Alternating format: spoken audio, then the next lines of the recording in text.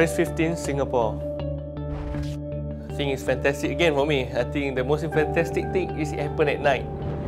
So it's a bit, I think, different in terms of drivers, and I think it's kind of, I don't know, I never driven at night before, so I think it's going to be a big challenge for me for Singapore, especially one of the circuit that is, I think, probably one of the most difficult street circuit after Valencia, Singapore, because there's a tricky chicane that if you attack the chicane wrongly, if you hit the curb a bit too much, you might end up at the wall.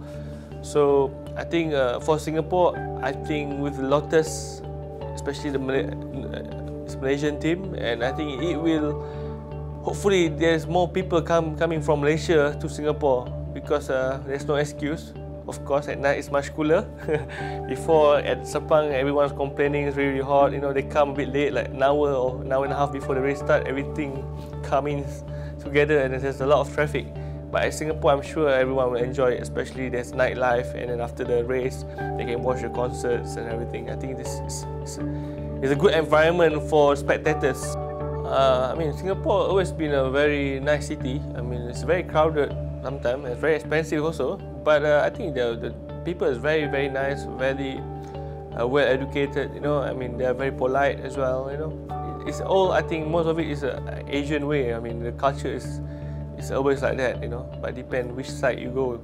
So, but I always enjoy myself in Singapore. I mean, also Malaysia, also it's a beautiful country. I mean, there's a lot of Singaporean come to Malaysia for holiday, and there's a lot of Malaysian go to Singapore for holiday. So, more or less, it's if you want to spend a lot of electronic stuff, you go to Singapore. You know, if they need nice beaches, they come to Malaysia. So I think it's a two country, and it shows to the world that Malaysia and Singapore host Formula 1. Hopefully there's more Formula 1 coming to the Asian region. In terms of preparation, you sleep a bit longer during the day. So basically, you much more likely follow the UK times. That's how some of the drivers prepare themselves for the Singaporean Grand Prix. You know, it's a bit weird when you sleep in the day and then wake up, like take a breakfast and then go to the track.